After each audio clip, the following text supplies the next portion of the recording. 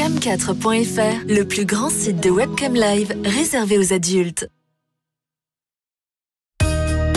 14h-16h, Brigitte Lahaie, Sud Radio. Bonjour à tous, nous sommes ensemble durant ces 2 heures sur Sud Radio. J'espère que vous avez bien déjeuné ce midi et que ça passe, que vous n'avez pas un poids sur l'estomac. Et oui, parce que parfois il y a quelque chose qui ne passe pas et franchement, du coup, j'ai du mal à digérer ce qui s'est passé. Enfin bref, vous l'avez compris, il existe de nombreuses expressions populaires pour nous indiquer à quel point nous ne savons pas toujours très bien avaler ce qui se passe dans notre vie. Alors quoi de plus normal que nous ayons alors des brûlures d'estomac, cet estomac justement? Eh bien nous allons l'étudier sous tous les angles en compagnie de Michel Odoul qui pourra nous expliquer tous ces mots. Alors mots, vous comprendrez bien qu'on peut l'écrire de différentes façons. Alors si vous avez tendance à avoir des aigreurs d'estomac, voire même un ulcère gastrique, eh bien c'est le moment ou jamais pour venir en parler. Et pour ça, bien sûr, vous nous appelez au 0826 300 300. Bonjour Michel Odoul. Bonjour Brigitte. On continue notre exploration du corps avec vous et aujourd'hui on va parler de l'estomac, quand même un organe essentiel également. Ah ben c'est pas essentiel également, c'est un organe central. C'est lui qui est à la base de notre capacité à assimiler les nutriments, c'est-à-dire ce qui, en termes d'éléments matériels, peut nous permettre de fabriquer de l'énergie pour exister et pour vivre. C'est donc un organe qui est un organe fondamental. Il n'a pas un caractère fondamental comme peut l'être le cerveau ou le cœur, qui ont des fonctions qui sont des fonctions, on va dire, un peu plus stratégiques et globales. Mais on dit en médecine chinoise, c'est un peu l'intendant. C'est celui qui, justement, permet à un système, une entreprise, une ville, une société ou une famille à exister, parce que tout ce dont elle a besoin pour se nourrir est là, est mis à disposition. Et en médecine traditionnelle chinoise, on a parfaitement identifié cela, puisque l'estomac en tant qu'organe et en tant qu'énergie est associé à un animal mythique qui s'appelle le dragon. Alors ça tombe bien, nous sommes dans l'année du dragon. Et le dragon, c'est vraiment une énergie qui est une énergie puissante, forte. Il a une espèce de masse imposante, un peu à l'image d'un éléphant. Comme un éléphant dans un magasin de porcelaine, il peut faire des dégâts quand il bouge. En plus, quand il ouvre sa gueule, il crache du feu, donc il va faire des dégâts autour. Mais c'est une énergie qui est une énergie de vie et une pulsion qui est absolument entraînante pour tout. Et c'est marrant d'ailleurs parce que symboliquement, j'ai remarqué qu'il y a des personnes qui ont très peur du dragon et d'autres au contraire qui sont attirées. Moi, je le trouve très sympathique ce dragon, mais ça m'étonne pas avec l'élan vital qui m'habite. Oui. Mais il y a des personnes qui considèrent que c'est un animal menaçant. Mais parce que c'est du feu. Parce que c'est du feu. Le feu, ça peut brûler, ça peut faire peur. Un dragon, c'est comme beaucoup d'animaux qui ont cette image-là, un peu à l'image des prédateurs. C'est un animal qui est puissant et qui peut détruire. Mais c'est aussi un animal qui se laisse domestiquer. C'est-à-dire que si on fait ce qui convient, et ça, on retrouvera ça à travers l'organe et l'estomac, si on permet à l'estomac de jouer le rôle qui est le sien, eh bien, ça devient un allié formidable et fabuleux. Mais il faut savoir s'en servir, et d'une manière, par exemple, on peut faire une analogie très basique et très simple, puisqu'on dit en médecine chinoise, et on reviendra, je pense, sur cette notion du lien entre ce qu'est l'organe physique et le plan psychique qui peut lui être associé. Mais l'estomac nous sert sur le plan physique à digérer la matière, c'est-à-dire les aliments matériels préparés par la gastronomie, etc., etc. Eh bien, il faut savoir que le plan psychique qui lui est associé nous sert à gérer la matière sur le plan psychique et sur le plan mental. Et par conséquent, l'énergie de l'estomac, qui nous sert à nous nourrir des champs de la matière, nous sert à nous nourrir des informations. Et on peut constater comment ça fonctionne d'une manière assez troublante. C'est que si par exemple j'ai fait un trop bon repas le midi, je vais avoir du mal à réfléchir l'après-midi parce que toute l'énergie va aller vers l'organe physique. Bien sûr. Et ça va se faire aux dépens du plan psychique. Mais à l'inverse, si je suis quelqu'un qui est sans arrêt en train de gérer de la matière, je vais finir par me faire des aigreurs et des ulcères à l'estomac.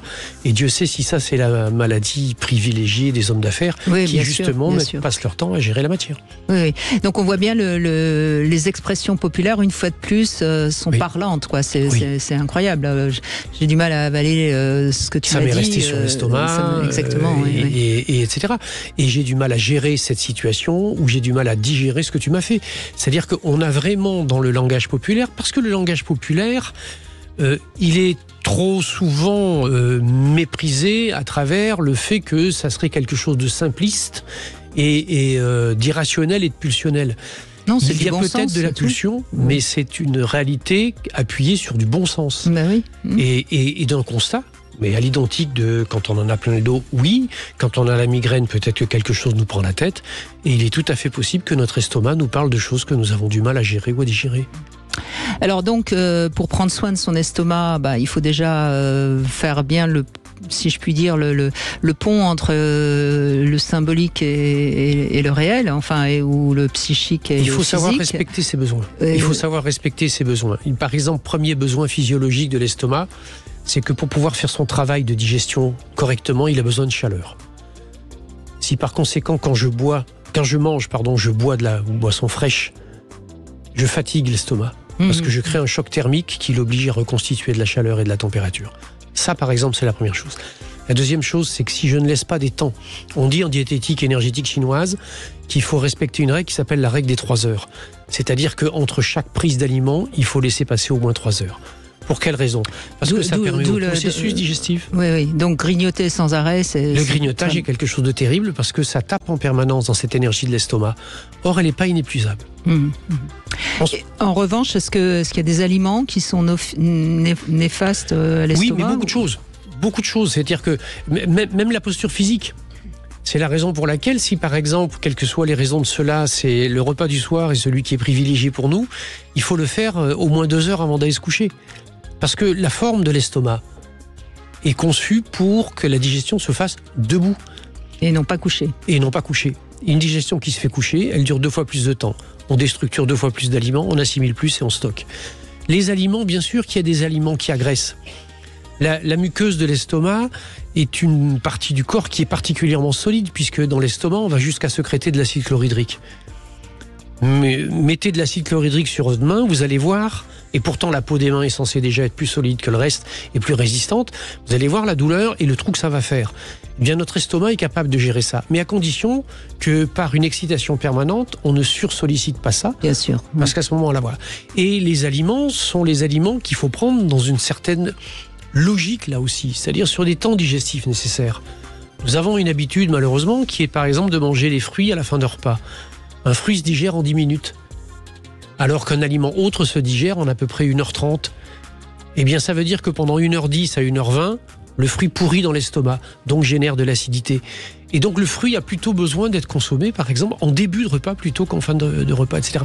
Il y a toute une espèce de mécanique qui a besoin de savoir comment fonctionne l'estomac, quels sont ses besoins, parce que c'est un serviteur fidèle, loyal, qui travaille dans le silence et sans cesse, mais à condition qu'on le respecte. Et donc cette question du jeûne dont on parle beaucoup ces derniers temps, vous êtes favorable ? On n'est pas, de toute façon, on a tendance à trop manger dans notre monde occidental. Alors déjà, nous sommes effectivement des gens surnutris. C'est le Dalai Lama qui disait que il y a eu toute une époque où les gens se battaient pour pouvoir manger et aujourd'hui ils payent pour pouvoir maigrir. Nous sommes des gens surnutris.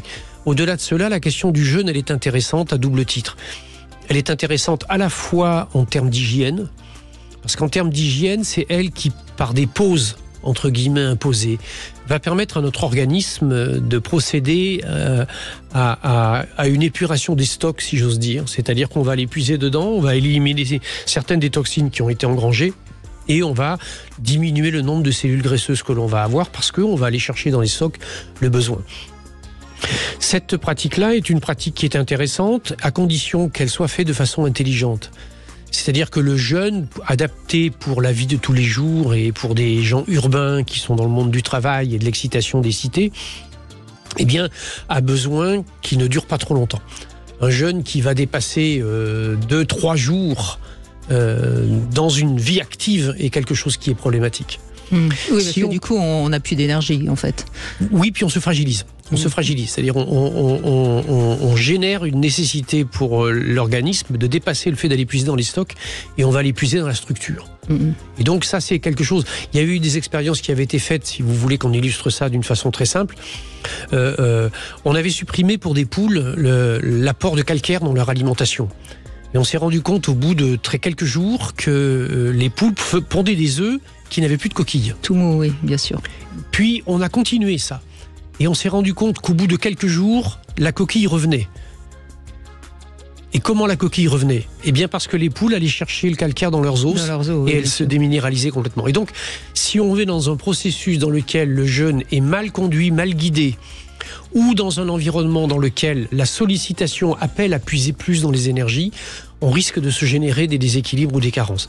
Si on veut faire des jeûnes plus longs, il faut être accompagné, il faut qu'il y ait un véritable suivi, et surtout pas qu'il y ait une activité physique d'une intensité plus ou moins grande. Ce qui paraît évident, évidemment, voilà, mais bon. Hein, mais oui, mais bien sûr, mais malheureusement, on voit de tout dans le monde du jeûne.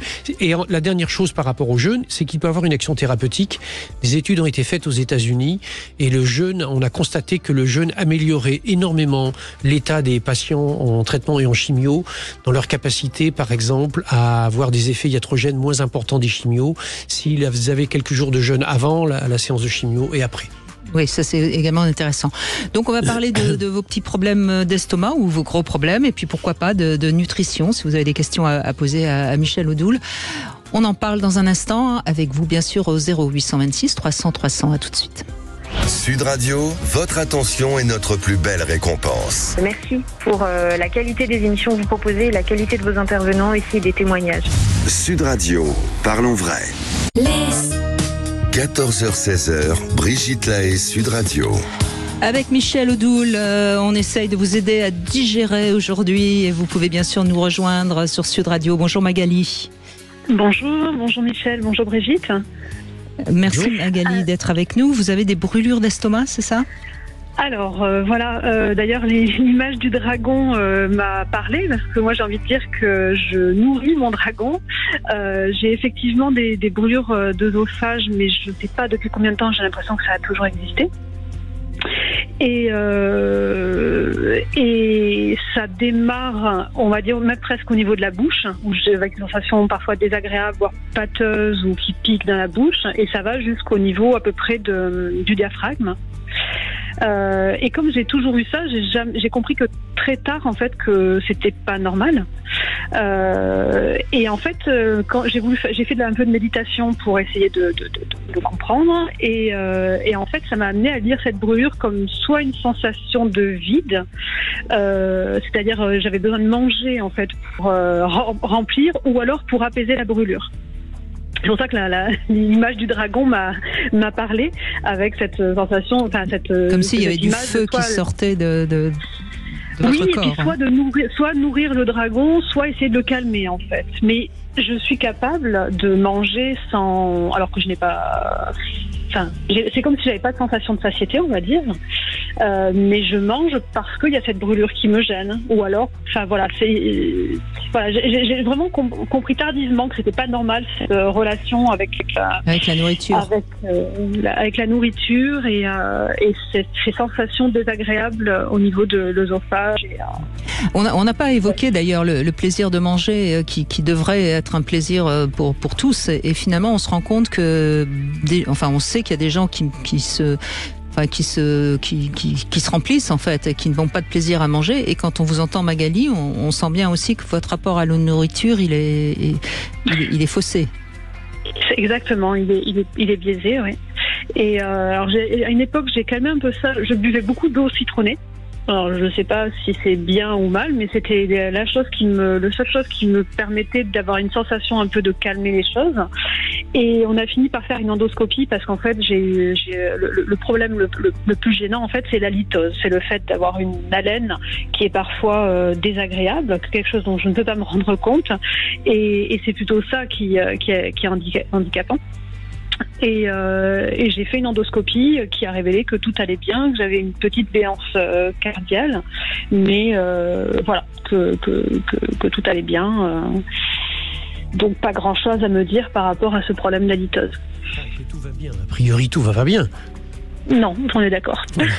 Alors, il y a énormément de choses. Vous savez, de toute façon, déjà derrière le rapport à la nourriture, il y a énormément de choses. Par rapport à ce que vous évoquez, les signaux que vous évoquez, le premier conseil que je vous donnerai, c'est d'aller voir un ostéopathe pour qu'il vous fasse une technique en viscérale, pour aller vérifier s'il n'y a pas une hernie hiatale ou une tendance à une hernie de ce style-là, parce que c'est assez classiquement ce que vous exprimez.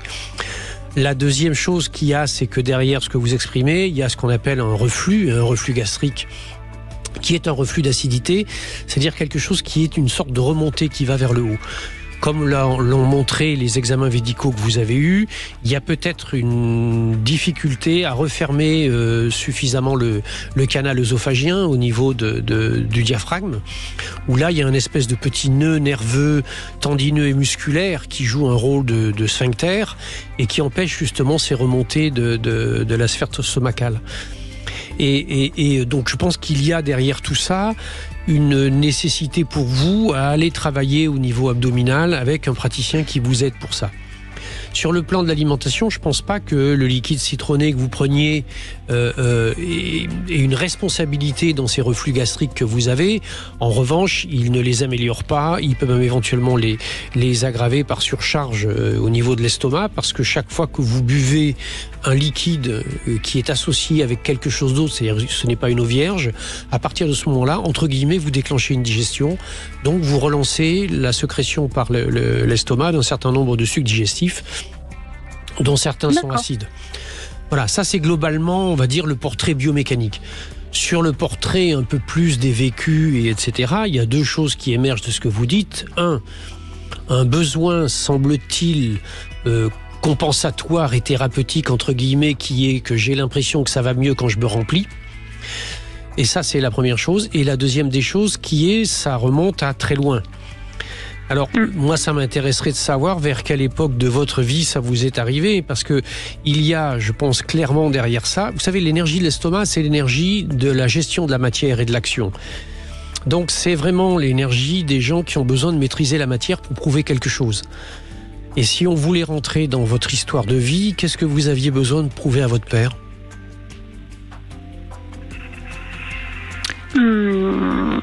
Alors je pense que ça a commencé adolescente. En tout cas, je me rappelle de mes premières fois où vraiment je mangeais de manière compulsive, c'était adolescente. Et ce que j'avais besoin de prouver, c'est un peu juste, oui, que j'étais aimable, je pense. Parce que vous aviez l'impression qu'il ne vous regardait pas ? Oui, je crois que c'est plutôt le besoin d'exister que me semble, hein, Magali. En fait, j'avais un rapport compliqué avec beaucoup d'agressivité en moi, je pense. En tout cas, j'ai l'image, quand je regarde derrière moi, j'ai l'image d'une ado difficile qui enquiquine un peu ses parents, qui a tendance à s'exprimer de manière un peu agressive pour essayer de se faire entendre. Surtout face à l'autorité. Pardon, surtout face à l'autorité. L'injustice. L'autorité peut-être, mais je le voyais plutôt face à l'injustice. Ouais. Et des parents qui me comprenaient pas, en fait. Des parents qui comprenaient pas et qui du coup me disaient que j'étais pas aimable ou ne comprenaient pas pourquoi est-ce que j'étais autant agressive. Comprenaient pas votre révolte en tout cas. Voilà, c'est ça. Et un père qui, quand j'ai grandi et que je suis devenue femme, a pas su comment gérer, en fait. Je pense que a pas su accueillir votre féminité. Restez avec nous, Magali, on va vous reprendre parce qu'on peut pas vous laisser comme ça. Ne quittez pas, on vous retrouve dans un instant. Vous voulez parler à Brigitte Lahaie ? 0826 300 300. Bonjour. Brigitte Lahaie, Sud Radio. Avec Michel Odoul, nous essayons de comprendre pourquoi nous avons parfois notamment des brûlures d'estomac comme nous en parle Magali. Je rappelle que le lexique de Michel Odoul vient de ressortir en édition augmentée aux éditions Albin Michel, le lexique de 10 mois où tu as mal. Si vous ne l'avez pas encore, il est dans toutes les bonnes librairies et même les mauvaises d'ailleurs. Magali, donc, on comprend bien qu'au moment de l'adolescence, petite révolte, et c'est depuis cette époque, quelque part, que vous traînez ces petits problèmes. Enfin, ces petits problèmes, non, c'est pas des petits problèmes d'ailleurs. Alors je pense qu'effectivement, en tout cas à ce moment-là, c'est sûr, ça existait déjà. Après, j'ai toujours quand je suis née, pratiquement tout de suite après ma naissance, j'ai eu de l'eczéma. Enfin, j'ai quand même somatisé très très jeune, hein, mais je sais pas si c'est lié ou pas. Mais en tout cas, voilà, les choses vraiment liées purement au niveau digestif. Je m'en souviens qu'à partir de l'adolescence. Oui. Mais vous avez quel âge aujourd'hui, Magali ? 46 ans. D'accord. Vous avez peut-être envie de devenir adulte, non ? Oui. Et de vous libérer de toute cette comment dirais-je, ses parents, quoi. Oui. Ce qu'il y a, si vous voulez, dans ce que vous exprimez, et physiquement et psycho-émotionnellement, c'est manifestement, il y a beaucoup d'aigreur. Et donc, il faut essayer de voir, dans les derniers éléments que vous venez de citer, il y a quelque chose qui remonte presque jusqu'à la phase de la naissance. La question qui peut éventuellement se poser, et qui peut peut-être après permettre de comprendre ce pourquoi du besoin absolu de la quête et de l'obtention de l'amour inconditionnel dans le regard des parents. Il n'y avait pas eu au départ quelque chose qui avait laissé un sentiment à tort ou à raison, qu'on n'était pas véritablement attendu ou aimé, ou qu'on n'était pas attendu tel qu'on est. Et donc, je ne sais pas si vos parents vous ont évoqué à un moment donné, soit vous étiez un enfant qui est arrivé plus tôt que prévu, qui n'était pas attendu comme tel, vous étiez une fille... pas attendue. Vous n'étiez pas attendue. Qui n'était pas attendue. Et que la manière avec laquelle ça a été perçu, ou ça a été transmis, ou ça a été dit, a peut-être été excessivement transformé en étant je ne voulais pas de toi, ce qui n'est pas tout à fait la même chose. Parce qu'à partir du moment où vous êtes là, où vous êtes arrivé, où vous avez grandi, où vous avez été aimé, même si ça n'a peut-être pas été de la façon dont vous le pensez, il y a quand même la signature que vous avez été accepté et accueilli, et que donc, dans cette image de fond, eh bien, la perception que vous en avez eue a été une interprétation à un moment donné qui a fait de vous quelqu'un qui a passé toute son énergie et qui a déployé véritablement une énergie de dragon, parce que manifestement vous êtes active et battante, à essayer de reconquérir un regard qu'elle pensait ne pas avoir. Et ça donne souvent, bien entendu, une consommation d'énergie extrême. Et ça se traduit également par une sensation de vacuité qui fait qu'on ressent ce besoin effectivement de se remplir sans arrêt. Parce que la nourriture, c'est le premier besoin vital, c'est le premier élément que donne la mère, c'est la première preuve d'amour et d'accueil, c'est la première preuve que l'on existe, etc., etc. Vous avez besoin de pacifier peut-être un petit peu tout ça, parce que je pense que c'est quelque chose qui est essentiel pour l'équilibre de votre vie de femme. Vous avez des enfants ? Oui, j'ai 2 enfants, oui. Ils ont besoin que vous leur montriez que vous avez réussi à pacifier ça. Parce que Magali, on peut tout à fait entendre un passé, une enfance avec ce sentiment d'injustice, etc. Mais aujourd'hui, qu'est-ce que vous en faites ? C'est du passé, ça. Donc il faut apprendre à vous mettre au monde, si je puis dire, et à vous nourrir. Pour vous. Ouais. Vous voyez ? Il faut faire la paix. Il y a une paix à faire. Mais cette paix-là, elle est à faire en faisant un travail avec les parents, en faisant... Non, c'est avec vous-même. Vous savez, les parents qui sont là aujourd'hui, ce sont vos parents, et il y a aucun compte à régler avec eux.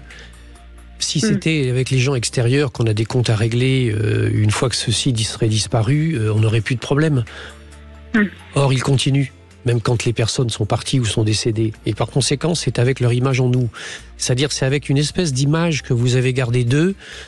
Un enfant n'est pas capable de remettre en cause l'attitude des grands à un certain moment donné. S'il a l'impression qu'il n'est pas aimé, il en déduit, d'ailleurs, vous l'avez dit dès le début, qu'il n'est pas aimable. Et vous avez passé énormément de temps et d'énergie à vouloir montrer que vous étiez quelqu'un d'aimable. Et ça vous a bien sûr fait beaucoup puiser dans l'énergie de l'estomac. Vous savez, vous êtes un peu comme une boîte dont vous voudriez que d'autres ouvrent la porte, mais dont vous avez caché la serrure. La première personne à qui vous devez montrer de l'affection et du respect, et véritablement et profondément, c'est vous-même. C'est-à-dire que le matin, dans la glace de la salle de bain, il il faut plutôt vous accueillir et considérer que vous êtes finalement peut-être pas si mal que ça et qu'on vous a peut-être un petit peu réussi quand même. Ça me parle. Eh ben, au travail, Magali. Hein. Au Je vais travail. faire ça tous les matins. Merci, Magali. Merci beaucoup. Et Merci puis peut-être que vous mettez une photo d'un dragon dans votre chambre et vous lui faites un petit clin d'œil le soir avant de vous endormir. Je vais faire ça aussi. Pour faire la paix avec lui. On continue avec Fabienne qui nous rejoint. Bonjour Fabienne. Bonjour Brigitte, bonjour Michel. Bonjour. Donc vous, c'est le stress qui visiblement vous donne des problèmes de digestion. Hein. Oui. Alors c'est des brûlures d'estomac qui remontent. Alors ça, c'est très fréquent, hein, Michel Odoul. C'est important que vous témoigniez sur ce sujet parce que ça concerne certainement beaucoup de gens qui nous écoutent. Allez-y, racontez-nous quand est-ce que ça a commencé, comment vous l'avez découvert. Alors, ça a débuté vraiment en 2021 où j'ai décidé de quitter l'entreprise dans laquelle j'étais et qui était à la base de l'entreprise familiale. Quand mes parents sont partis à la retraite, on s'est fait racheter par un groupe et j'ai eu un gros choc traumatique dans l'entreprise. Et à partir de ce moment-là, en fait, j'ai commencé une grosse dépression et effectivement, ces brûlures d'estomac sont arrivées très fortement. Et j'ai découvert, grâce à cet événement, la médecine traditionnelle chinoise, qui m'a aidée en fait à apaiser ces brûlures d'estomac. Là, en l'occurrence, ça paraît assez évident. Hein. Il y a un moment que vous digérez mal, quoi. Oui, il y a des informations il y a plusieurs informations clés. La première d'entre elles, c'est qu'effectivement, ont des impacts sur l'estomac les vécus ou les traumatismes qui sont en lien avec le monde de la matière, avec le monde professionnel, avec le monde scolaire, avec le monde financier, etc. L'estomac, c'est ce qui nous sert à digérer la matière. Donc, c'est vraiment en lien avec ça.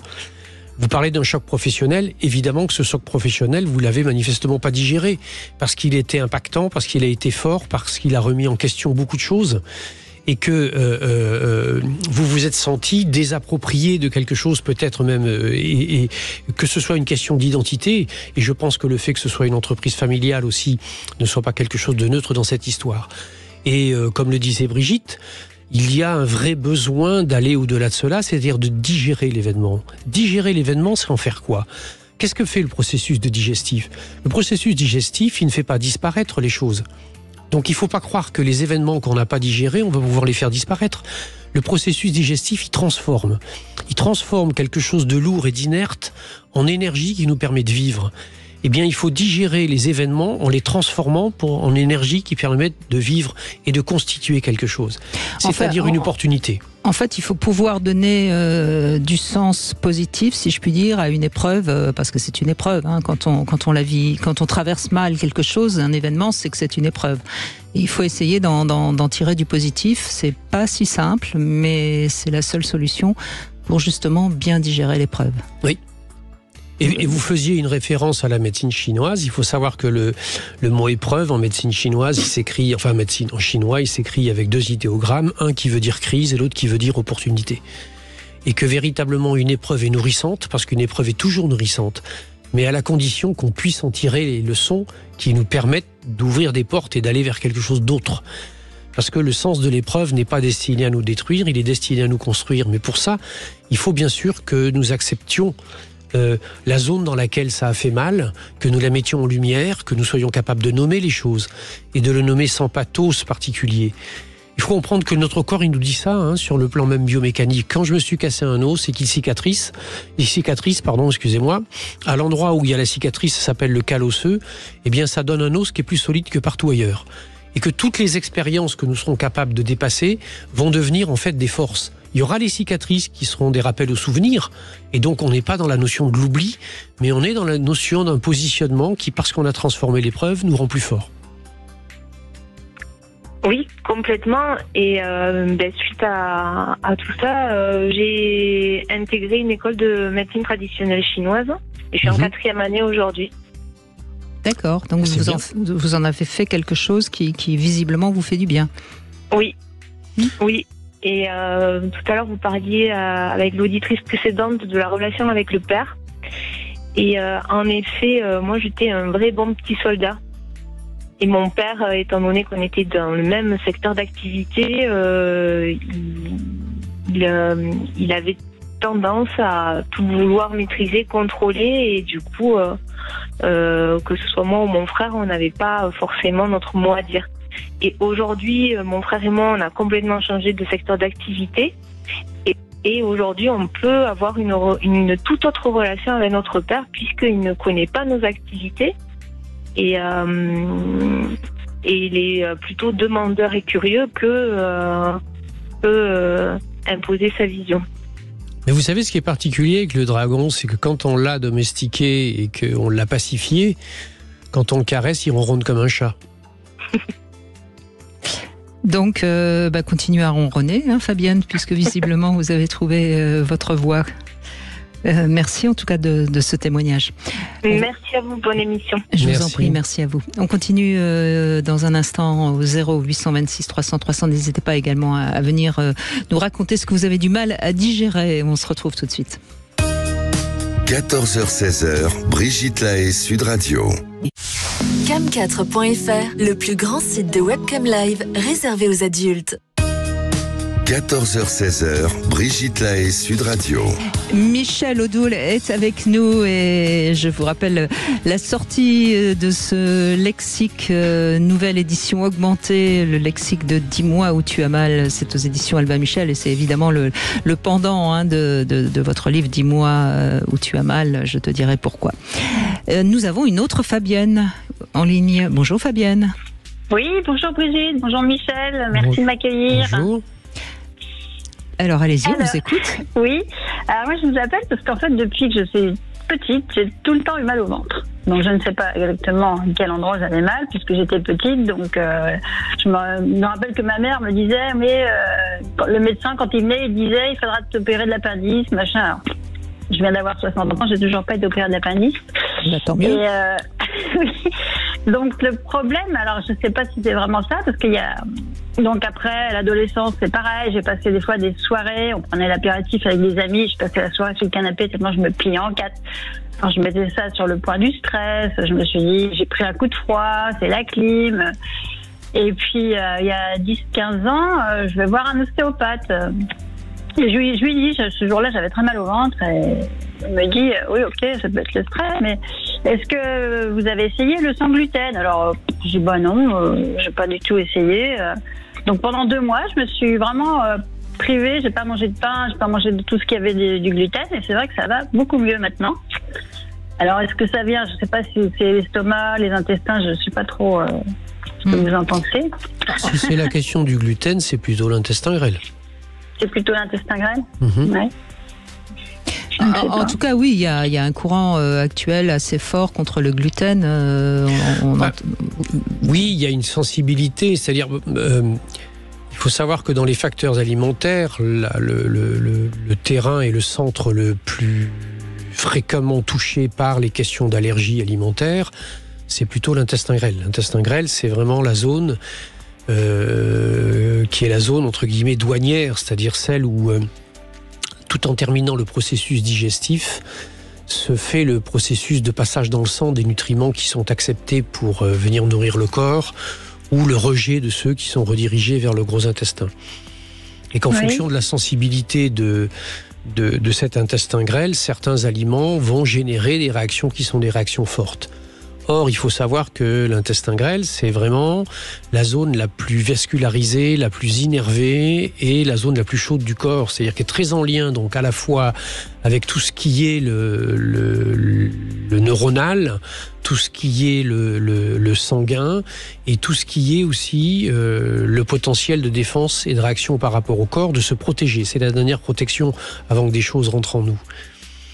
Les modes de vie qui sont les nôtres et les environnements sociétaux qui sont les nôtres, quelles qu'en soient les raisons, fragilisent cela. Nous avons de plus en plus de difficultés à avoir des repères clairs et des repères sains sur ce qui est problématique et dangereux pour nous et que nous devons rejeter, ou sur ce qui est acceptable ou qui peut être un élément dont nous pouvons accepter de nous nourrir. Si à l'intérieur de moi et au plus profond de moi-même, je ferme de plus en plus de portes et de barrières aux informations non connues venant de l'extérieur, eh bien je vais à l'intérieur de moi, sur le plan physique, fermer de plus en plus de portes et de barrières par rapport à des éléments et des aliments censés me nourrir qui n'appartiennent pas à ceux qui sont habituellement acceptés ou reconnus. Qu'est-ce que c'est le gluten ? Le gluten, c'est un germe de vie en fait. C'est la racine centrale d'un certain nombre de céréales, dont notamment le blé, entre autres, qui est très présent dans notre alimentation. Il y a à s'interroger profondément sur ce rapport particulier que nous avons aux germes de vie. Qu'est-ce qui fait que nous avons du mal à accueillir et à accepter en nous des germes de vie ? Qu'est-ce qui nous fait peur ? De quoi avons-nous peur ? Qu'avons-nous peur de créer ou de procréer ? Quelle est l'idée que nous avons nous-mêmes de notre valeur, du mérite qui peut être le nôtre, du droit que nous pouvons avoir à créer, à faire quelque chose de notre vie ? On a vraiment des questions philosophiques fondamentales sur soi qui se cachent derrière cette sensibilité de l'intestin grêle à un aliment particulier qui s'appelle le gluten. On a une espèce de résonance un peu équivalente avec les allergies au pollen. Mais pour un enfant, parce qu'en fait, j'ai commencé déjà petite à voir ça. Et alors ? En quoi le fait que ce soit un enfant signifie qu'il y a rien qui puisse être signifiant ? C'est pas parce qu'un enfant n'a pas un conscient qui est tout à fait structuré qu'au niveau inconscient, il n'y a rien qui se passe. Donc il y avait certainement des peurs, en fait, c'est ça que vous voulez dire ? Il y a peut-être des inquiétudes par rapport à soi, il y a peut-être des inquiétudes par rapport aux éléments ou à la capacité que l'on avait à l'intérieur de soi ou qu'on pensait avoir reçu de la part de ses parents, de l'accueil, de l'image même de la vie et du vivant qu'on pouvait avoir. Comment s'est passé... Pardon, excusez-moi, je vous redonne la parole, Michel Odoul, mais c'est intéressant de voir à quel point, Fabienne, tout d'un coup, vous imaginez qu'un enfant n'est jamais malade. Jamais malade, non, mais qu'il ait des peurs, des inquiétudes, mais je me rappelle pas en avoir eu, c'est pour ça. Oui, bien sûr. J'ai eu une enfance plutôt heureuse, mais oui, c'est possible, inconsciemment, il y a des choses qui me... Et derrière ce que je suis en train de vous dire, je ne parle pas d'enfants qui ont eu une enfance malheureuse, je parle d'enfants qui se posent des questions.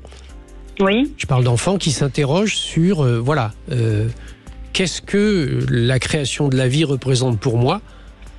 Quelle est l'image que j'ai de ma mère, par exemple ? Mais ça peut être aussi un enfant qui prend les inquiétudes fortes d'un parent. Quelle est l'image que vous aviez de votre mère ? Que j'avais de ma mère... alors, elle a complètement changé en grandissant. Quand j'étais petite, je trouvais l'impression que ma mère s'occupait bien de nous. Elle venait nous chercher à l'école. Elle s'occupait pas mal. Elle a arrêté de travailler pour s'occuper de moi, mon frère et ma sœur. Voilà. Elle a arrêté d'exister pour s'occuper de vous. Oui. C'est pas anodin quand même, hein, Fabienne. Peut-être que quelque part, inconsciemment, vous avez senti qu'elle se sacrifiait un peu pour vous. Ça devait être très inconscient parce que j'étais petite. Vous savez, en tant qu'enfant, il y a tellement de choses dont on ne se souvient pas.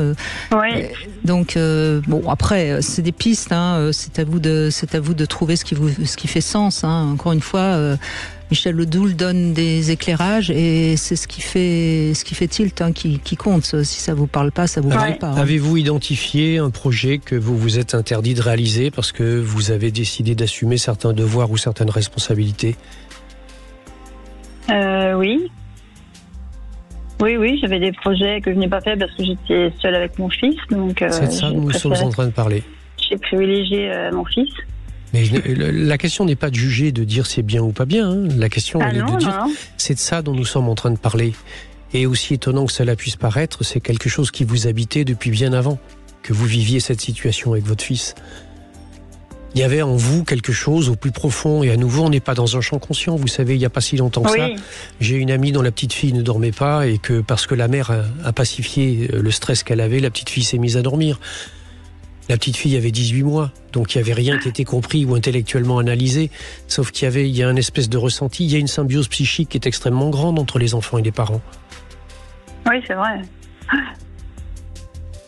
Et maintenant, mon fils est très grand, Mais maintenant, c'est avec mon chat. Je me dis, si je pars, je vais laisser le chat. C'est le chat. toujours un truc qui m'empêche de partir. C'est le chat qui vous empêche de partir.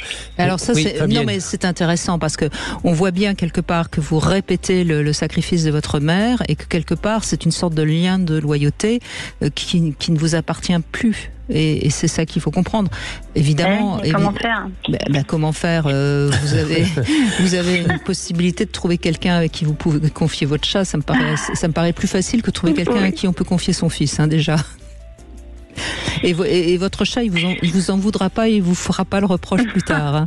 Donc voyez bien que à travers ce chat, et vous savez à quel point j'aime les animaux, donc donc je m'en amuse, mais voyez bien qu'à travers ce chat, vous créez quelque chose qui vous arrange, une bonne raison, voilà.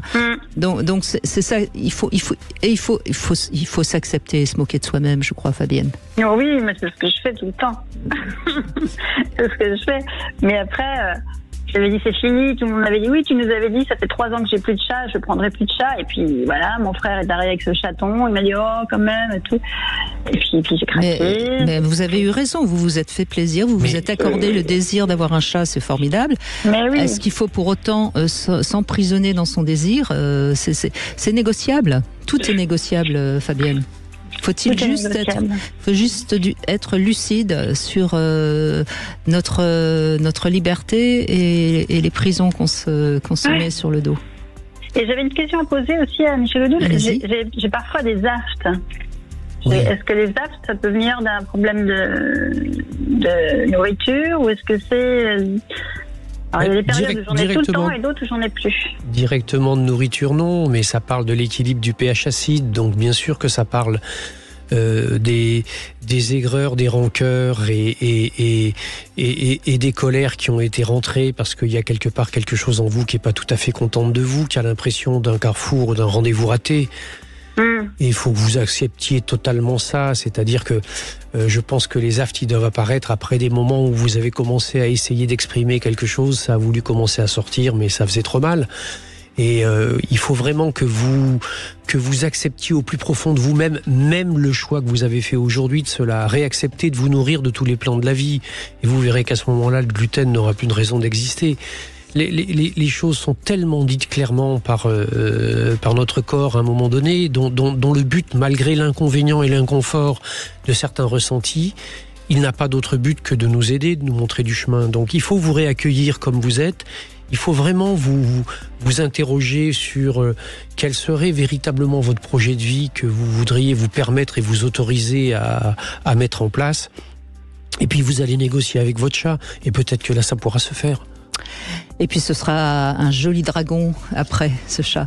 Oui. Merci en tout cas Fabienne de votre témoignage. Une petite devinette, c'est une maman qui oblige son petit garçon à faire un bisou à la voisine et ce petit garçon dit non, ne veut pas. Pourquoi? La réponse c'est après les infos. Et puis continuez à venir nous parler de votre dragon ou de votre estomac ou de vos aigreurs ou de ce que vous avez du mal à digérer au 0826 300 300. On se retrouve évidemment tout de suite après les infos. Des traboules de la Croix-Rousse à Saint-Georges, de la Pardieu au quartier des Pentes, de la place des Jacobins aux rives de la Saône, depuis le sommet de Fourvière, Sud Radio rayonne désormais à Lyon et le Grand Lyon sur 105.8. Connectez-vous aussi avec l'appli Sud Radio et parlons vrai. 14h-16h, Brigitte Lahaie, Sud Radio. Michel Odoul est avec nous, fondateur de l'Institut français de Shiatsu et auteur notamment de « Dis-moi où tu as mal, je te dirai pourquoi ». Et je précise que le lexique de « Dis-moi où tu as mal » vient de ressortir en édition augmentée aux éditions Albin Michel. Et l'avantage par rapport à « Dis-moi où tu as mal », c'est que le lexique, on pioche là où on veut et notamment à la page estomac, puisque c'est ce dont on parle aujourd'hui. On va retrouver Valérie dans un instant, mais je voudrais la réponse à ma devinette. C'est une maman qui oblige son petit garçon à faire un bisou à la voisine. Ce petit garçon a dit non. Pourquoi dit-il non? Vous savez pas, hein? Non. Alors il dit non maman, je veux pas parce que papa il a essayé hier et il a reçu une paire de gifles. Voilà. Bonjour Valérie. Terrible. Bonjour Brigitte et bonjour Monsieur Odoul. Bonjour. Je suis très heureuse de pouvoir passer à l'antenne et puis de pouvoir échanger avec vous. Merci. Alors voilà, Moi, j'ai des gros problèmes de digestion depuis, on va dire, au moins 3-4 ans. Oui. Avec quand même une base de terrain à la constipation, hein, d'accord. En 2018, j'ai rencontré une gastro justement pour ces problèmes-là parce que je n'arrivais pas à évacuer en fait. Rencontrer une gastro pour évacuer, c'est bien. On a fait une fibroscopie et une coloscopie pour voir un petit peu s'il y avait un blocage par rapport à quelque chose à l'intérieur. Il n'y avait rien du tout. Hein. Il y a eu un prélèvement qui est parti au labo, donc il y a eu un blocage. Et depuis tout ce temps-là, en fait, il y a des choses qui passent pas, qui restent bloquées avec une sensation de boule dans la gorge. Pas d'étouffement, mais de gêne. Et au quotidien, quasiment 2 ou 3 fois par semaine, je suis obligée de me faire des petites tisanes de fenouil pour m'aider à digérer, en fait. D'accord. Voilà. Mais Valérie, vous nous avez dit que ça faisait 3-4 ans que vous aviez des problèmes de digestion, et en même temps, vous nous parlez de 2018, si je fais un calcul, ça fait 6 ans. Oui, le temps passe vite, Brigitte, oui. Oui, non, mais c'est juste pour bien savoir si c'était donc depuis 2018 ou si c'est depuis 3-4 ans. Parce que c'est pas tout à fait la même chose. Ça s'est intensifié depuis 3 ou 4 ans, oui. D'accord, mais tout ça remonte à 2018. Qu'est-ce qui s'est passé en 2018 ? C'est la question évidemment que pose Michel Odoul, je suppose. Alors,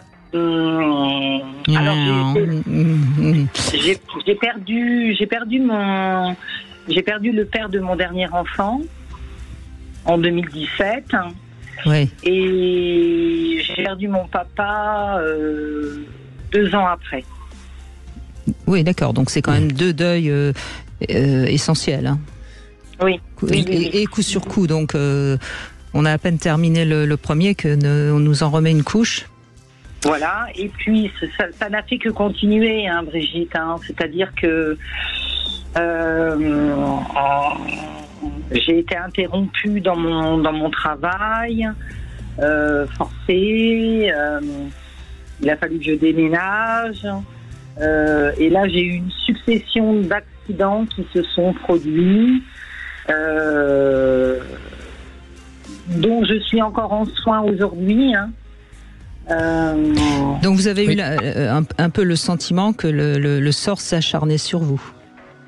Ah mais totalement. Dans tout ce que vous exprimez, il y a quelque chose qui est manifeste, si vous voulez, et à nouveau pour lequel votre corps dit clairement les choses. Plus que le destin ou le sort qui s'acharne, vous avez l'impression que tout vous échappe.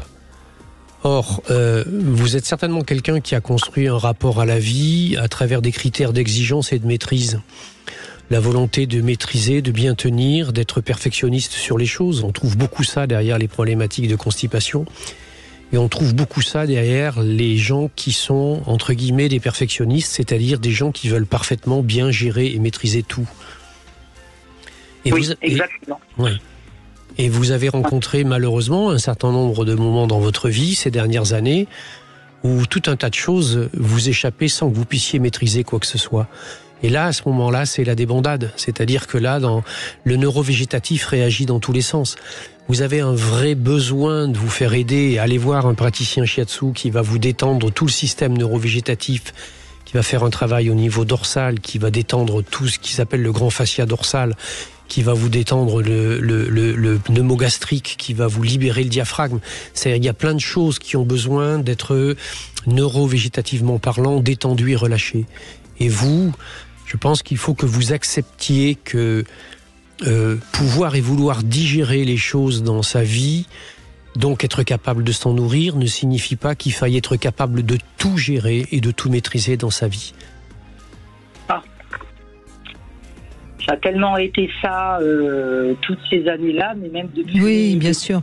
Mais je pense qu'à un moment donné, il faut un peu vous poser, vous faire éventuellement aider au sens large du terme, hein, bien sûr. Et le problème souvent, c'est que quand on a affaire à un perfectionniste et qu'on lui dit de se détendre un peu, et la seule chose qu'il entend, c'est qu'il faut tout lâcher. Et qui à ce moment-là vous dit, ah bon, il n'y a qu'à laisser tout aller à volo. Mais c'est pas de ça dont il s'agit. J'utilise souvent une image dans mes formations que j'utilisais pour les patients que j'avais, qui était de dire que la vie, c'est un peu comme une poignée de sable que l'on a dans la main, qui est tendue vers l'avant. Si un petit coup de vent fait partir quelques grains de sable, et que pour pouvoir les retenir, on referme la main, c'est là qu'on perd tout. Il faut accepter que dans le processus de vie, il faille, à un moment donné, quelque part, au fond de soi, garder la main ouverte, c'est-à-dire accueillir ce qui vient. Oui, alors j'entends bien, hein, monsieur Michel Oudol. J'entends bien. Bon, là, le dernier accident, quand même, c'était une triple fracture de la rotule, donc je suis en soins depuis 1 an, quand même. Hein. Mais oui, mais quand vous faites les choses, vous les faites bien jusqu'au bout, même les accidents. Ah oui, mais oui, donc ça a remis un peu les pendules à l'heure. Hein, c'était le genou droit ou le genou gauche? Ah c'est le gauche, hein, tout à oui, gauche. C'est la perte du masculin. Ouais. Mais il faut que vous fassiez le deuil de ça. Il y a une acceptation quand même profonde, sans doute, qui n'est toujours pas faite, hein, Valérie. Alors, j'ai un réel problème aussi avec le masculin, hein, ça, Brigitte. Hein, ça, c'est... c'est-à-dire que je me refuse toute relation avec le masculin parce que... Quel serait le risque ? Peut-être parce que votre féminin n'est pas suffisamment épanoui. Ah ça c'est sûr. Alors là... oui, mais vous savez, pour accueillir le masculin, il faut être en paix avec son féminin. Et vice-versa, hein, de toute façon. Quand on est un homme, il faut être en paix avec son masculin pour accueillir le féminin. Et on voit bien aujourd'hui, dans toutes ces mouvances féministes, à quel point ces femmes ne sont pas en paix avec leur féminin. Je ne parle pas de vous, là, hein, en l'occurrence. Oui, non, mais bien sûr. Mais j'essaye de comprendre, Brigitte. C'est vrai que c'est compliqué parce que... ce qui est compliqué, c'est que c'est votre désir de perfection, je pense. Il faut lâcher un peu... Et puis surtout, vous savez ce qu'il faut accepter, c'est que comme vous ne pouvez pas tout maîtriser, puisque manifestement, ce que votre corps vous dit, et il vous en enlève petit à petit les moyens, peut-être que la plus grande et profonde acceptation que vous pouvez faire, et le plus grand cadeau que vous pouvez faire, c'est de vous faire aider. Alors effectivement, à un moment donné, je suis obligée de passer par l'ostéopathe parce que ça c'est la mécanique. J'adore votre phrase. À un moment donné, je suis obligée de passer par l'ostéopathe. Vous voyez comment votre langage est significatif. Je suis vraiment. En fait, quand j'ai des symptômes, j'arrive pas spécialement à faire le lien, en fait. Pourtant, j'ai le livre. Attendez, c'est pas grave que vous ne fassiez pas le lien. Ce qui est grave, c'est que vous n'ayez pas suffisamment confiance en vous. Vous êtes une belle personne, vous faites tout ce que vous pouvez et vous avez le droit de vous reposer un peu et de poser un peu le pied pour vous souffler. Porter momentanément. Et voilà, c'est juste ça, Valérie. Soyez plus humaine avec vous-même. Oui, c'est vrai que je me fais pas de bien. Mais oui, mais pourquoi vous faites pas de bien? Vous le méritez, je vous assure. C'est ça qu'il faut que vous vous disiez. Je pense que c'est peut-être la première chose qu'on a envie de vous dire. Et puis le reste, ça viendra tout doucement. Ce qui est toujours difficile, c'est le premier pas, vous savez, Valérie. Là, vous allez raccrocher et vous allez vous faire quelque chose qui vous fait du bien. Ça va être difficile, hein, mais je vous assure que ce sera un petit premier pas qui sera formidable. J'essaye de faire attention, justement. Il ne faut pas essayer, il faut y arriver.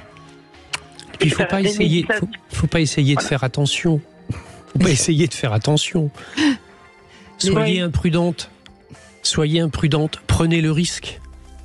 Ah oui, mais là je l'ai pris plein de fois le risque, Michel. Mais vous avez pris un risque mécanique parce que vous avez voulu vous confronter au réel. Le risque dont je vous parle, c'est celui d'ouvrir votre cœur, c'est de laisser votre poitrine exprimer quelque chose. Arrêtez de penser dans votre tête et de vouloir tout gérer dans le cortex. Merci en tout cas, Valérie. Merci beaucoup. On fait une petite pause, on se retrouve dans un instant. Sud Radio, votre attention est notre plus belle récompense. Merci Sud Radio de donner la parole aux sans-voix. Oui. Grâce à vous, on avance. Sud Radio, parlons vrai. J'ai hâte, ma chérie, tiens-toi. 14h-16h, Brigitte Lahaie, Sud Radio. Michel Odoul est avec nous et il nous parle de nos douleurs d'estomac ou de ventre, je ne sais quoi encore, en tout cas de notre difficulté à digérer. Et c'est vrai, quoi qu'on en dise, Michel Odoul, on a tous des moments dans la vie où c'est un petit peu lourd à avaler. Il faut quand même le dire. Bien sûr. Bien sûr, mais que ce soit d'une manière très simple et très basique, dans des phases de surcharge professionnelle ou vous savez les aigreurs d'estomac des étudiants dans les époques où ils bachotent. C'est-à-dire que nous avons des moments de notre vie où il faut mettre le collier et puis il faut y aller et donc on puise beaucoup d'énergie dans ces dimensions-là.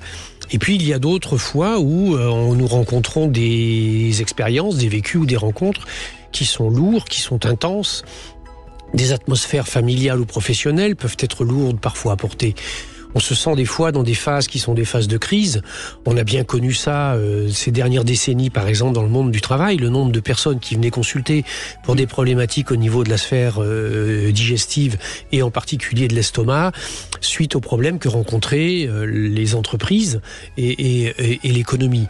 Et donc, ce qui est important là-dedans, c'est pas d'imaginer que nous puissions traverser la vie d'une manière absolument parfaite, comme disait le titre du film « La vie n'est pas un long fleuve tranquille », mais qu'en revanche, nous ne soyons pas non plus innocents. C'est-à-dire que lorsque nous ressentons des tensions dans ces zones-là, il faut les prendre en compte. C'est-à-dire ne pas aller prendre tout de suite des choses qui vont faire taire l'acidité, vont calmer les choses, etc. Parce que ça n'empêche pas le travail de dégradation. Mettre un sparadrap sur une clé qui a besoin d'être cousue, ça ne sert à rien. Mais en revanche, prendre en compte l'information et comprendre à ce moment-là. Parce que il est bien évident que si on a besoin de beaucoup d'énergie sur cet estomac pour gérer de la matière sur le plan personnel ou professionnel, c'est peut-être le moment où, paradoxalement, il faut moins manger. Il faut moins compenser par l'alimentaire. Il faut moins rechercher de saveurs sucrées. Il faut moins grignoter à longueur de journée, etc., etc. Et que on a là vraiment des pistes qui sont des pistes dans lesquelles notre corps il nous dit attention, pause. Voilà, pause. Muriel, bonjour. Oui, bonjour Michel Odoul, bonjour Brigitte. Bonjour. Moi j'ai un problème de la sphère digestive. Déjà familialement, il y avait ces fameuses crises de foie. Dès qu'il y avait une émotion forte, ma mère avait ces fameuses crises de foie. Donc elle vomissait, elle était très bileuse et bien sûr j'ai hérité de cela. Alors du coup, j'ai eu une ablation de la vésicule, avec de la vésicule biliaire. J'ai eu un syndrome de base d'eau. Voilà, je digère mal aussi. Et ça a toujours été, voilà. Oui. Ah, ça y est, voilà. Vous nous avez tout dit là d'un seul coup. Alors, je me surprends aussi à finalement dépasser toutes les émotions. Je me fais aider aussi. Les émotions fortes, j'ai eu un échec par rapport à un diplôme d'État que je viens de passer le mois dernier. Et à ma grande surprise, je me suis complètement décalée. J'ai mûri cet échec et du coup, je pense que ça surprend en même temps toute ma famille. Et du coup, je suis assez fière de moi parce que je me rends compte que je dépasse tout ça. Ben, vous avez raison. C'est bien d'être fière de soi de temps en temps. Malgré l'échec, parce que il a fallu quand même 2 jours pour le digérer, c'est le cas de dire. Mais j'ai cheminé et il n'y a pas de hasard, voilà. Oui, c'est-à-dire que si vous voulez, dans ce que vous exprimez déjà sur le plan familial, avec cette source initiatrice qui s'appelle la vésicule. La vésicule, c'est elle qui reçoit, concentre et libère la bile à la sortie de l'estomac pour permettre de digérer les choses lourdes. Oui. Et donc, cette vésicule biliaire, elle a un rôle fondamental, bien sûr, dans le processus digestif. Oui. L'acidité gastrique, que parfois on rejette comme disant étant de la bile, est en fait quelque chose qui est aussi un processus destiné à nous permettre de digérer les choses lourdes. Et sans doute que il y a sur le plan familial quelque chose qui rend ça un peu plus compliqué. Qu'est-ce que c'est que la vésicule biliaire ? La vésicule biliaire, elle porte au niveau énergétique une espèce d'idée de fond qui répond à la question « quelle est ma place ?» C'est-à-dire que c'est une problématique de la place que l'on pense avoir, de la place qu'on pense que les autres nous ont donnée ou laissée, de la place que l'on pense avoir le droit ou mériter d'occuper. Et à l'intérieur de ça, viennent s'inscrire toutes les stratégies qui sont les stratégies de gestion du monde extérieur qui vont nous permettre de nous approprier ou non cette place. La deuxième des choses que gère cette énergie de la vésicule, c'est l'image que l'on a de soi et la conscience que l'on a de soi dans la manière dont on pense que les autres nous perçoivent. Il y a plutôt une conscience qui se construit autour de l'idée qu'on est apprécié pour ce que l'on fait ou pour ce que l'on représente plutôt que pour soi-même. Et ça génère bien sûr des stratégies qui construisent un rapport au réel dans lequel, et heureusement que vous avez fait déjà du travail sur vous, des échecs comme celui que vous avez vécu pourraient faire énormément de dégâts. Vous avez réussi à le transformer plus ou moins en partie, et je crois que la dernière des clés qu'il peut y avoir derrière ça, c'est de le transformer à travers le fait que c'est sans doute la signature d'une opportunité pour occuper une place autre que celle que vous pensiez qu'était la vôtre. Le fait de le dépasser ? Oui, c'est ce qui va vous permettre de concevoir que cela va peut-être vous ouvrir la porte pour aller vers une place autre que celle que vous pensiez qui était la vôtre. En tout cas, c'est le sens que vous y mettez, visiblement. Et je le perçois comme cela, du fait de... Je pense que mon diplôme... Je mets ces mots-là sur mon échec. Je pense que mon diplôme d'État, en fait, je devais transpirer le fait de pas me croire dans la possibilité d'avoir ce diplôme, de place. À travers un mémoire que j'ai écrit, en fait, des professionnels m'ont dit tu t'autorises pas à être la professionnelle que tu veux être. Et je pense que à travers tous mes écrits et l'oral, je pense qu'ils ont dû le ressentir. Oui, mais est-ce que vous vous autorisez pas, ou est-ce qu'au fond de vous, c'est pas tout à fait ce dont vous aviez envie? Vous voyez, il y a une nuance essentielle, parce que si c'est la peur. J'ai peur parce que c'est un niveau supérieur, c'est un peu la peur, et je m'autorise pas à y croire. Mais est-ce que c'est pas un peu plus loin que la peur, plutôt une question de légitimité, et de vous dire que si vous aviez un diplôme d'État, ça ferait de vous quelqu'un de légitime? Complètement. Ben oui, mais il faut peut-être quand même y travailler un tout petit peu. Oui. Parce que peut-être que votre légitimité n'est pas celle-là. En tout cas, c'est à vous d'y réfléchir, parce que j'ai dit peut-être. Il y a deux pistes. Hein. Soit, en effet, ça signifierait que, en fait, vous voulez aller vers autre chose, et tant mieux et très bien. En revanche, si c'est parce que vous ne vous êtes pas fait suffisamment confiance, là, c'est un petit peu plus embêtant. Oui. Vous voyez ? Donc, mais ça, c'est vous qui avez la réponse. C'est pas nous. Hein. Bien sûr. Oui, complètement. Et bon, après, visiblement, vous avez suffisamment de lucidité sur vous-même pour arriver à trouver la réponse. J'essaye.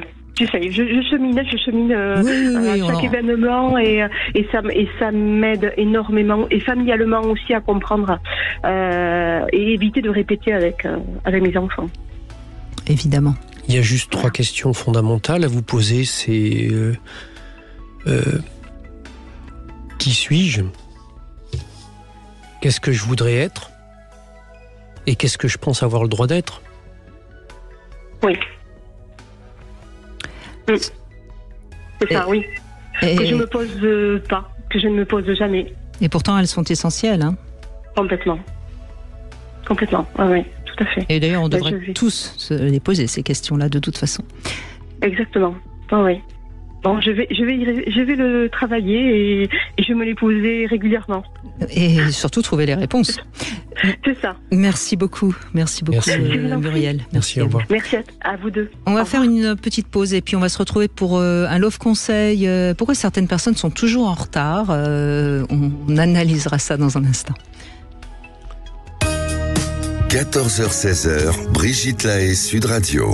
Vous l'avez dit à votre meilleur ami, à vos 600 contacts, à votre maman. Cam4.fr, le plus grand site de webcam live réservé aux adultes.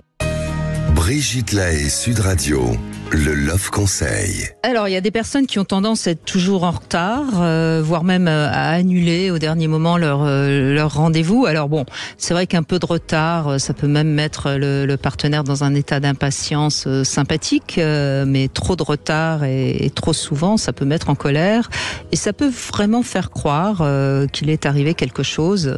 C'est vrai que quand on attend quelqu'un et qu'on ne sait pas, ça peut... Alors, c'est vrai qu'aujourd'hui, avec les téléphones, on prévient, mais enfin bon, voilà. Alors, si vous avez remarqué que vous avez quelqu'un ou de vos proches qui est toujours en retard, je vous propose quelques petites explications. Alors d'abord, il y a les hystériques qui vont se changer 5 fois avant de sortir, enfin en tout cas qui vont avoir toujours plein de choses à faire avant de partir et qui forcément partent en retard et arrivent en retard, hein, on est bien d'accord. Parce que généralement quand on est en retard, c'est parce qu'on est parti en retard. Hein. Enfin je veux dire pour ceux qui sont tout le temps en retard. Ça, mais c'est vraiment la clé. Ouais, exactement. Alors ensuite il y a les divas qui sont persuadées qu'il faut de toute façon un peu les attendre parce qu'elles sont quand même très importantes. Hein. Vous avez des personnes qui considèrent que c'est toujours un peu à eux d'arriver en retard et c'est donc une manière de prendre le pouvoir. Hein. Il n'y a pas d'autres explications. Et puis il y a les fous, ceux qui arrivent de toute façon n'importe quand parce qu'ils se trompent d'itinéraire ou qu'ils ont oublié l'adresse. Bref, il y a un manque d'organisation, hein, en quelque sorte. Et puis alors après, il y a les fameux anxieux qui, eux, vont toujours arriver en avance, hein, parce qu'on ne sait jamais, etc. Donc moi, je pense que quand on a affaire à quelqu'un qui est toujours en retard, il ne faut pas entrer dans son jeu. Hein, il faut peut-être essayer déjà de décoder son fonctionnement et ne pas hésiter, si c'est vraiment trop systématique, à ne plus l'attendre, parce que c'est comme ça quand même qu'à un moment donné, il peut peut-être prendre conscience de sa problématique. Oui, il y a beaucoup de choses derrière ce que vous dites. C'est vrai que la première des clés par rapport à ça, c'est que la plupart du temps, les personnes qui arrivent en retard sont des personnes qui auraient pu partir à l'heure et qui ont trouvé une bonne raison pour ne pas le faire à un moment donné. Que derrière ça, il y a des stratégies particulières. Il y en a une, je crois que vous n'avez pas évoquée, mais qui est aussi existante. C'est l'inverse de la diva, c'est-à-dire la personne qui pense qu'elle n'est pas intéressante et qui, de cette façon-là, attire le regard ou la présence. Et je crois que la première des clés, si on est gêné, parce que ça peut arriver à tout le monde d'arriver en retard, hein, soyons clairs, surtout après la semaine qui s'est passée là, je pense qu'il y a des gens qui sont arrivés en retard. Mais je crois que... Moi, j'étais toujours à l'heure. Oui. Mais j'ai prévu. C'est une question d'organisation et c'est une question de décision. Je crois que la première des clés qui est fondamentale là-dedans, c'est de ne jamais valoriser la personne qui arrive en retard. C'est-à-dire qu'une personne qui arrive en retard, c'est... À la limite, moi, c'est quelque chose que j'ai institué depuis très longtemps dans mon institut. Je commence toujours les formations à l'heure. Je n'attends jamais que tout le monde soit arrivé, etc. Il y a une heure de départ qui est définie. On commence ces formations à l'heure. Et quand des gens arrivent en retard, on ne remarque rien, on ne fait rien remarquer, ni positivement, ni négativement. La personne vient, elle s'installe, parce que tout le monde peut avoir eu une bonne raison de ne pas être à l'heure, comme tout le monde peut avoir plein de mauvaises raisons de ne pas être à l'heure. Et que la non-valorisation de ça fait petit à petit évoluer les comportements. Il y a une espèce de culture de fond qui se crée dans la relation à soi. Après, il y a, dans certaines situations particulières, si on voulait parler, comme vous l'évoquiez au début, de la relation amoureuse, se faire attendre un peu, ça peut être quelque chose aussi de magnifique et de magique, parce que ça va faire cultiver, si ça ne dépasse pas un certain seuil, ça va faire cultiver une espèce de fantasme positif, une envie, ça va augmenter une appétence ou un désir. Alors que si le retard est important, ça va faire soit douter de soi, soit faire émerger des angoisses ou des craintes, surtout si on est quelqu'un qui a déjà vécu des situations difficiles. Mais ça n'est à aucun moment, de toute façon, le fait d'arriver en retard n'est un comportement neutre et que la pseudo-insouciance qui veut dire ce n'est pas grave est un vrai mensonge qu'on se sert. Voilà, d'autant plus si c'est répété, hein, parce que vous l'avez remarqué aussi, Michel Odoul, c'est toujours les mêmes qui arrivent en retard. Hein, de toute façon. Oui, il y a des spécialistes du sujet. Ils n'ont pas de chance. Oui, c'est ça. Cédric, bonjour. Oui, bonjour à tous, bonjour Brigitte, bonjour Monsieur Odoul. Bonjour.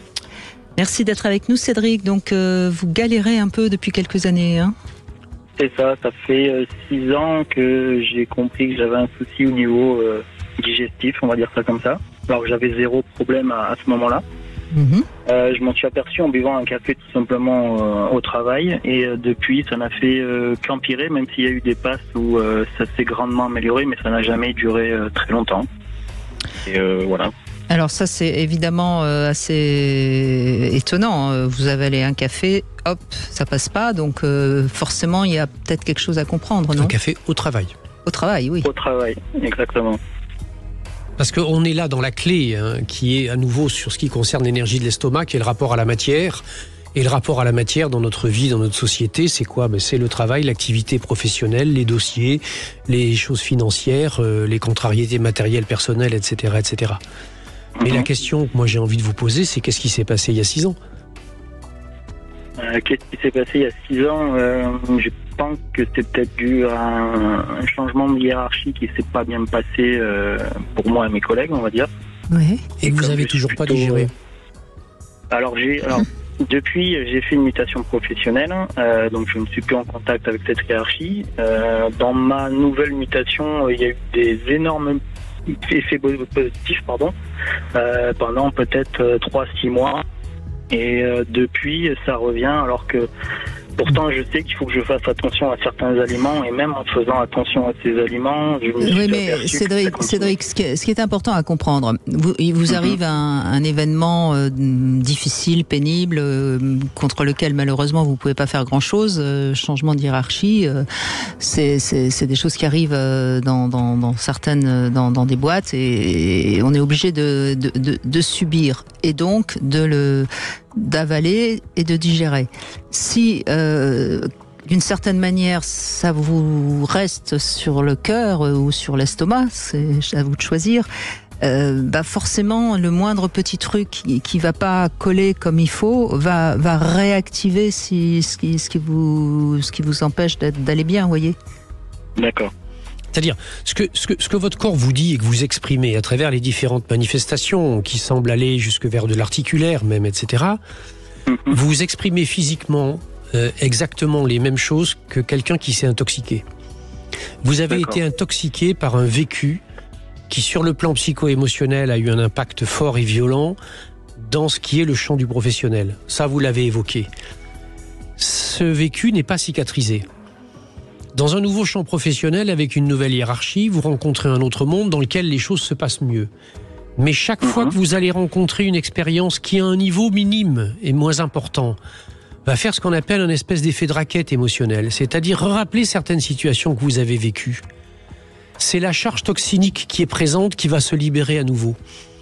Et donc vous avez besoin de faire un travail à la fois d'épuration et de nettoyage sur le plan physiologique, et sur le plan psycho-émotionnel. Mais de la même façon que quand vous avez mangé quelque chose qui ne vous convient pas. Il y a 2 manières de faire la chose. C'est très simple et très basique. Vous vous donnez par exemple la possibilité, en prenant de l'amande poivrée ou du fenouil ou des choses comme ça, de digérer la chose un peu lourde et vous intégrez l'expérience et vous allez finir bon an mal an par la digérer. Ou vous décidez que non, c'est pas pour vous. À ce moment-là, vous vous mettez 2 doigts au fond de la gorge et vous allez vomir. C'est-à-dire que vous allez cracher le morceau. Et je crois que par rapport au vécu qui est le vôtre aujourd'hui, il y a vraiment, je pense, un vrai intérêt pour vous, à faire une détoxination sur le plan physiologique, aller voir un praticien shiatsu, un naturopathe, un nutritionniste, quelqu'un qui vous permette de faire un drainage hépatobiliaire, quelqu'un qui vous relance les énergies d'estomac. Et sur le plan personnel, vous savez ce que vous faites ? Vous prenez une feuille de papier, vous dessinez un smiley ou une tête de quelqu'un, vous mettez le nom du hiérarchique de l'époque, vous allez l'accrocher sur une souche de bois dans la forêt, vous prenez un bâton et vous cognez dessus en crachant le morceau. Oui, parce que il faut certainement comprendre, Cédric, qu'à ce moment de votre vie, donc en 2018, si je fais le calcul, donc il y a 6 ans, pour vous, il y avait certainement une joie d'aller travailler. Pour vous, c'était facile, tout était simple, et tout d'un coup, vous rencontrez une épreuve, une vraie épreuve à laquelle vous ne vous attendiez pas, et vous avez sous-estimé ce que ça a dû travailler chez vous. Vous voyez ?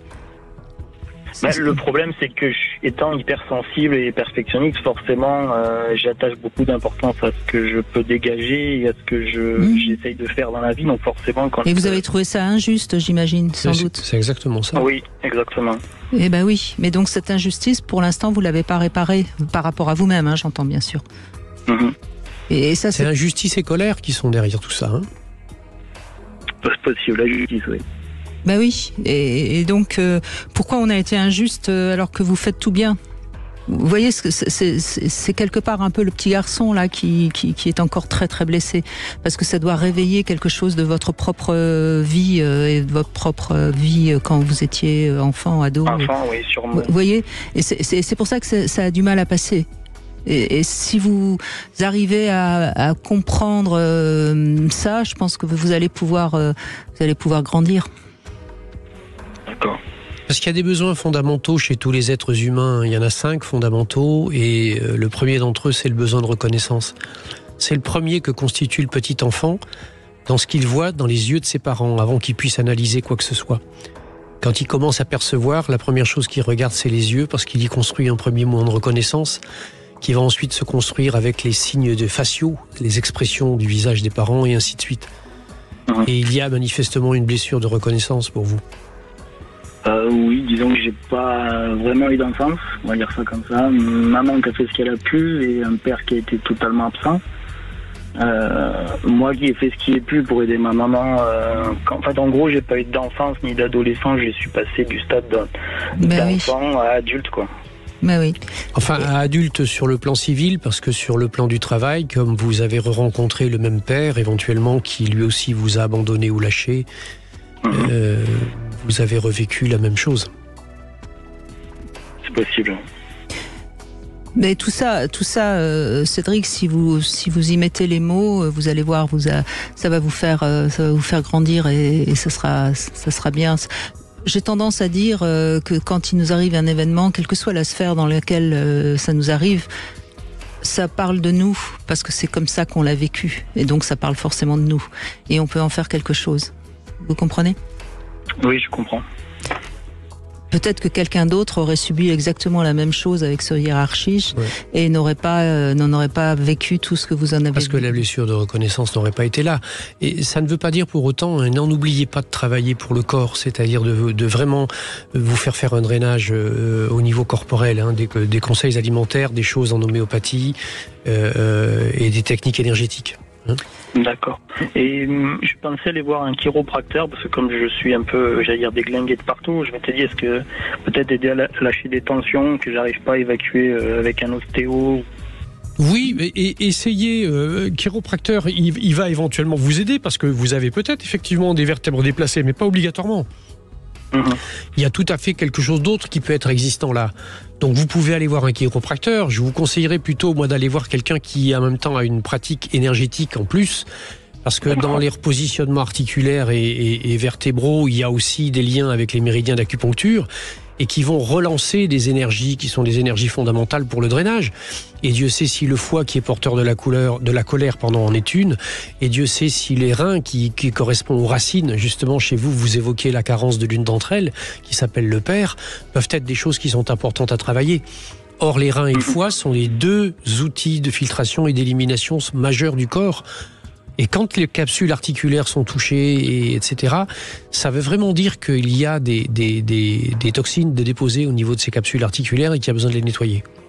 D'accord. En tout cas, vous avez toutes les clés pour aller mieux, Cédric. Et on rappelle toujours, il faut s'occuper de son corps et s'occuper de son esprit. Les deux sont reliés.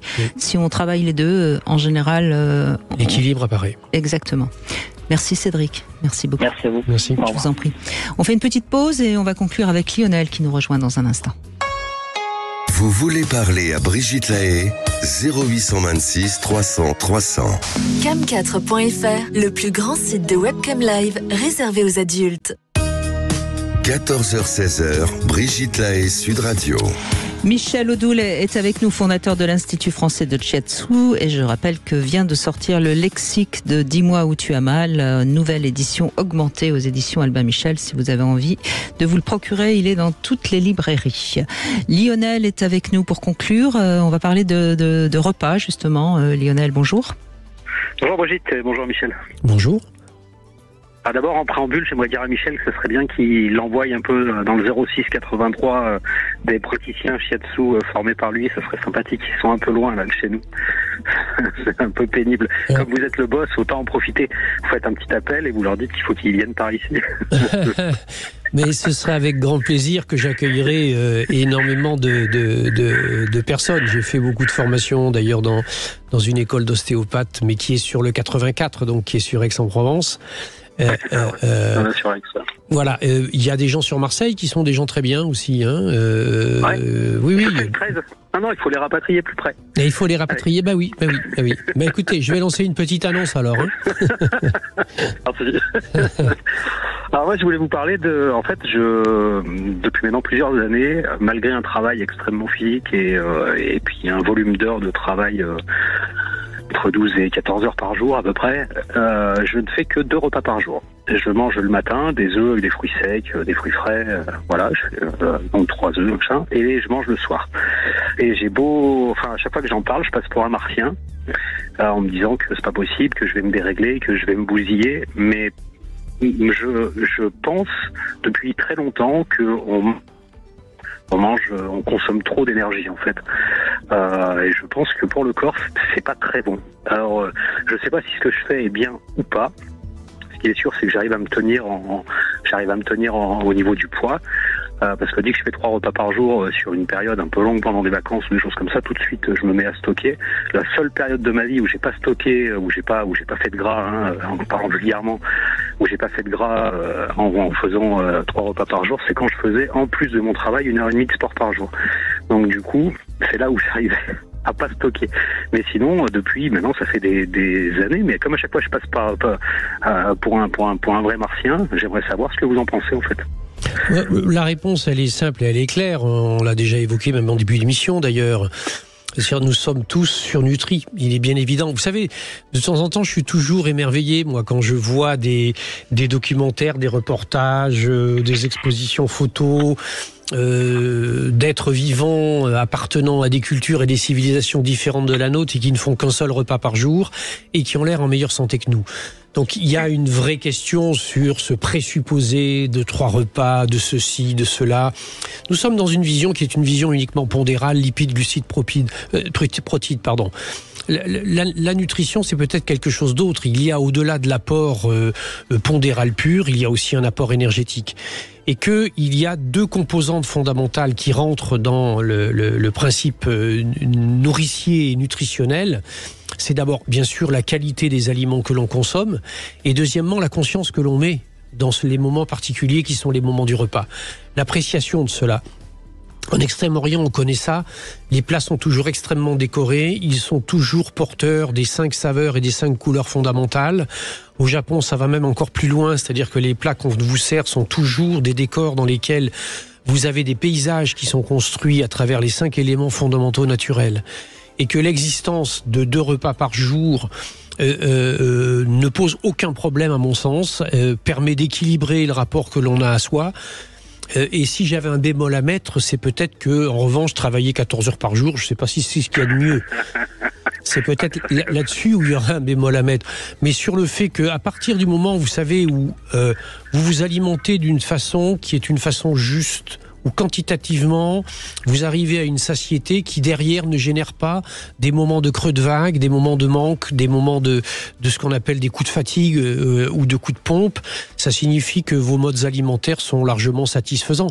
Et que personnellement, je ne vais pas non plus vous dire autre chose que je fais un peu comme vous, c'est-à-dire que j'ai effectivement principalement 2 repas par jour et pas au-delà.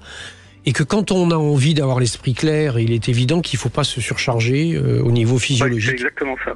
C'est exactement ça, parce qu'en fait, je fais un travail assez dangereux, on va dire.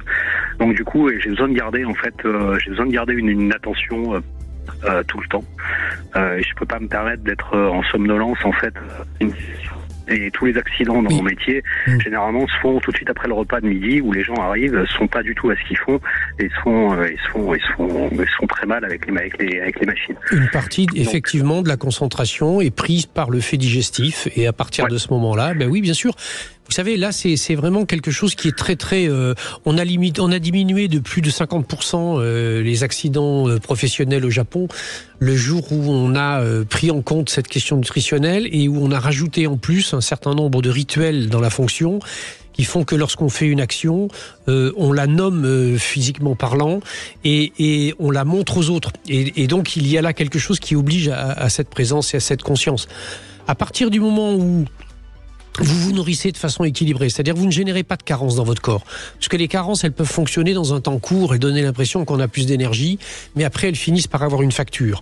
Mais à partir du moment où vous vous nourrissez de façon équilibrée, à tout point de vue, qu'il n'y a pas dans le fait alimentaire non plus quelque chose qui nourrit, mais quelque chose qui compense, à partir de ce moment-là, vos modes alimentaires sont satisfaisants. Eh ben voilà, parfait. Donc je ne suis pas un fou, on est bon. Non, mais nous sommes 2. Oui, enfin, je veux dire, on sait très bien de toute façon, encore une fois, que on a besoin d'un certain nombre de calories et basta. Et si on mange plus que ce qu'on a besoin, forcément, on grossit. Moi, ça m'a toujours fait rire ces histoires de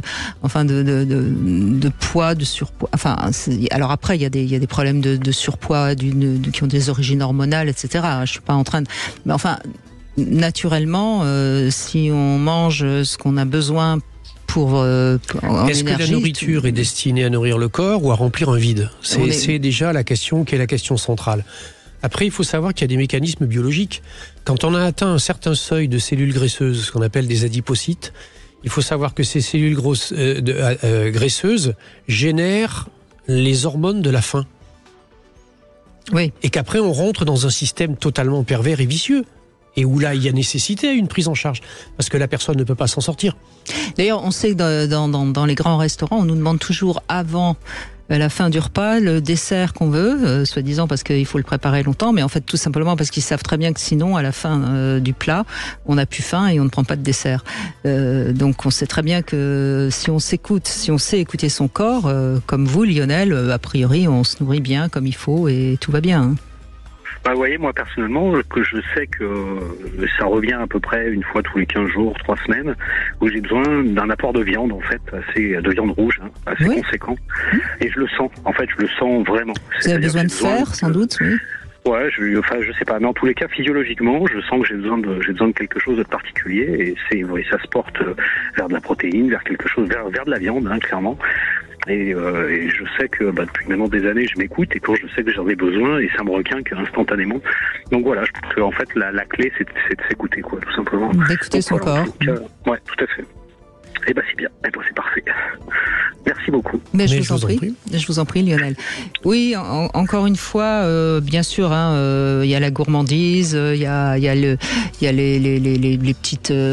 petits extras qu'on se fait, et pourquoi pas. Moi, je pense qu'il faut pas non plus être trop dur avec soi. On a le droit. Vous savez que la première qualité de la diététique énergétique chinoise, c'est qu'à l'intérieur de cette diététique, il y a une notion centrale qui s'appelle les repas de fête.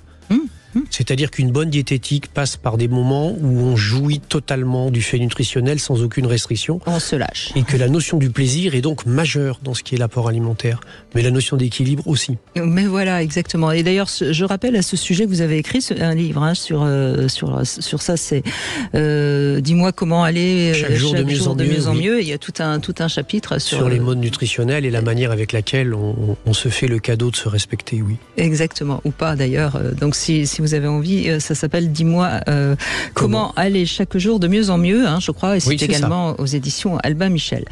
En attendant, merci Michel Odoul de tout cet éclairage. Je crois qu'on a un peu fait le tour, à moins que il y ait quelque chose qu'on ait oublié, non ? Non, ça me semble bien. Je crois qu'on a vu les cas de figure majeurs qu'on peut rencontrer à travers les questions d'estomac, oui. Exactement. Bon, eh bien, continuez à caresser votre dragon, Michel Odoul. Merci en tout cas d'être venu passer ces 2 heures avec nous.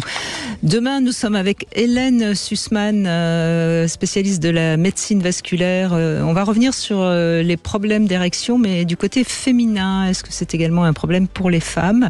Beaucoup de femmes se croient responsables, se croient non désirées. Enfin bref, on verra aussi quelle attitude avoir en tant que femme le premier soir quand on rencontre quelqu'un pour qui l'assure. Ce sera avec Hélène Sussman demain. Et tout de suite, vous retrouvez Alexandre Delovan. Des Berges du Rhône à la Maison des Canuts, du Théâtre des Célestins à la Basilique de Notre-Dame de Fourvière, du Musée Lumière au quartier Saint-Jean, Sud Radio rayonne désormais à Lyon et le Grand Lyon sur 105.8. Connectez-vous aussi avec l'appli Sud Radio et parlons vrai.